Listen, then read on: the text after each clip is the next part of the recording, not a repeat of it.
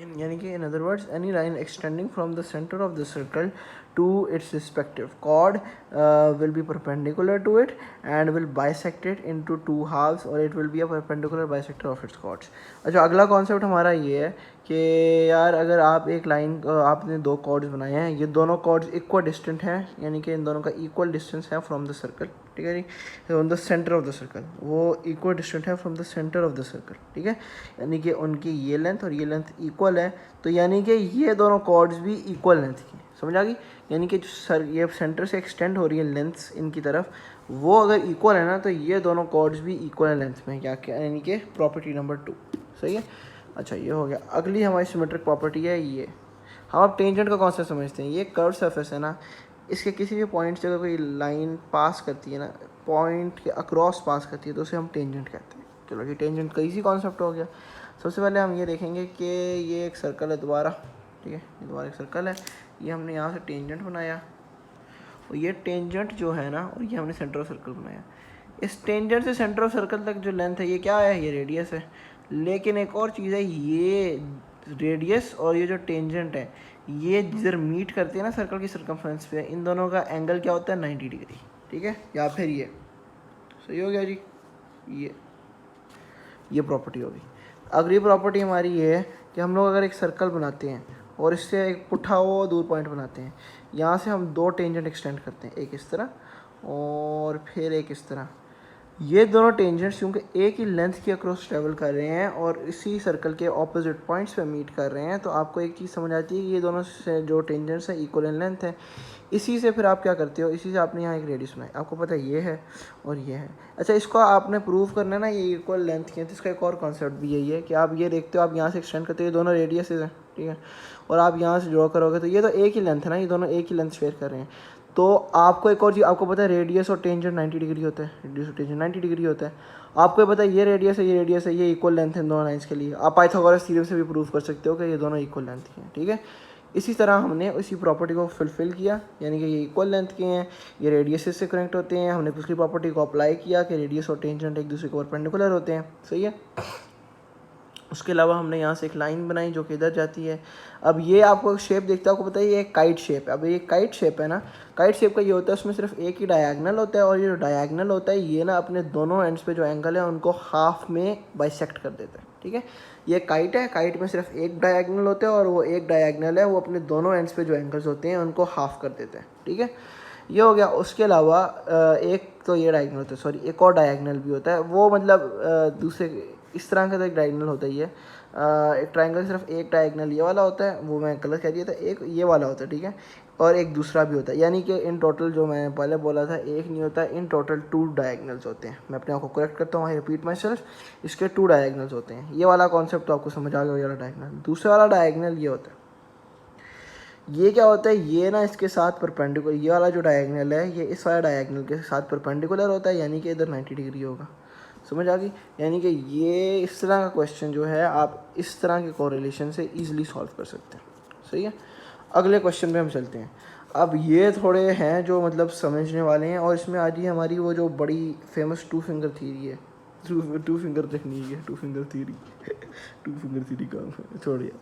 अच्छा, इसका ये कॉन्सेप्ट है कि भाई 2 फिंगर थ्योरी से पहले हम लोग ये, हाँ 2 फिंगर थ्योरी वाले समझ लेते हैं। वो बताओ क्या कॉन्सेप्ट है उसका। कॉन्सेप्ट ये है,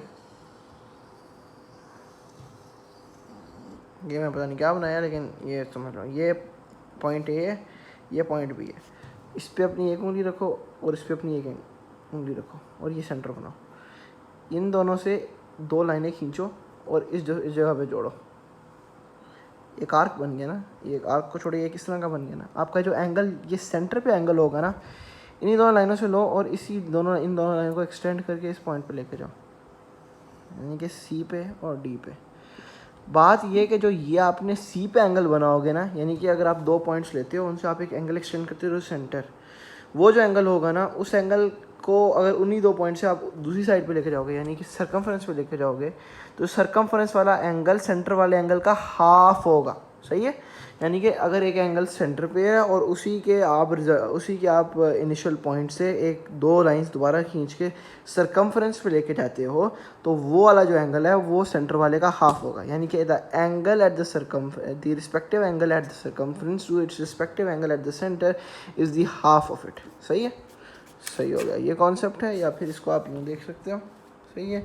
या फिर इन अदर वर्ड्स अगर ये 80 है तो ये 40 होगा, ये 40 है तो ये 80 होगा। सही हो गया।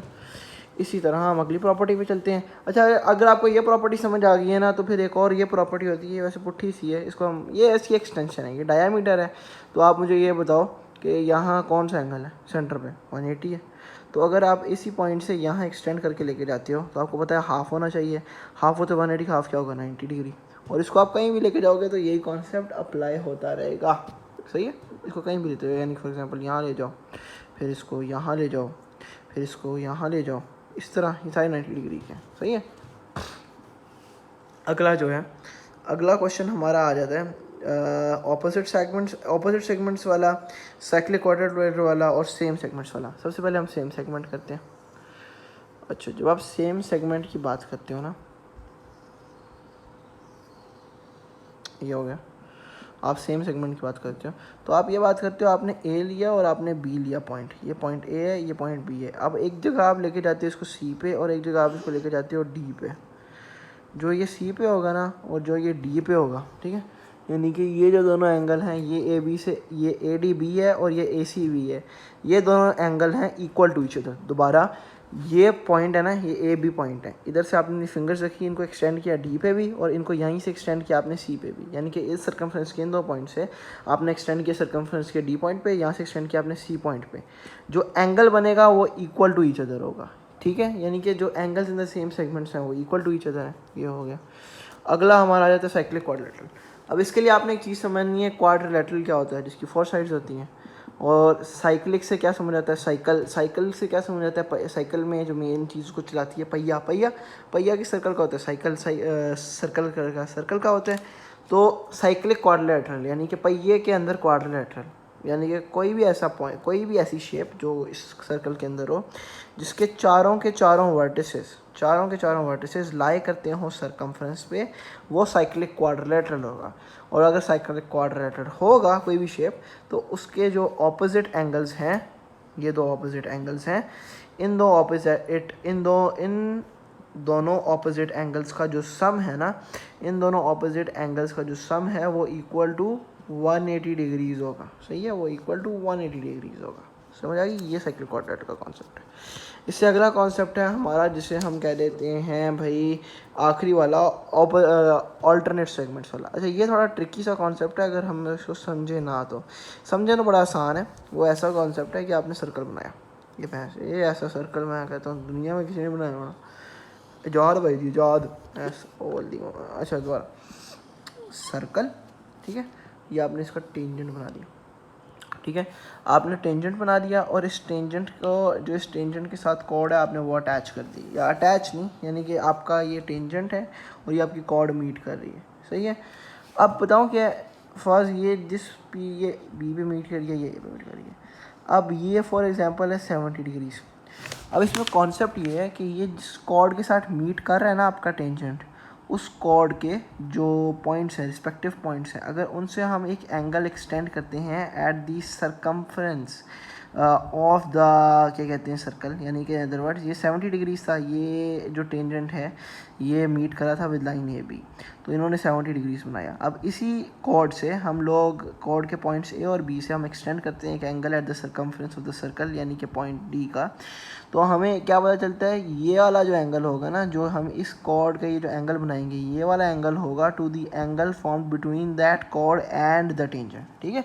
इन अदर वर्ड्स अगर हम इसको यूँ करते हैं, ठीक है, यहाँ से भी एक्सटेंड करते हैं, यहाँ बनाते हैं, तो ये भी इक्वल टू 70 डिग्री ही होता। इन अदर वर्ड्स हम ये कहेंगे कि the angle form between the tangent and a chord is equal to the angle extended by the respective points of that chord on this circumference of the concerned circle. सही है।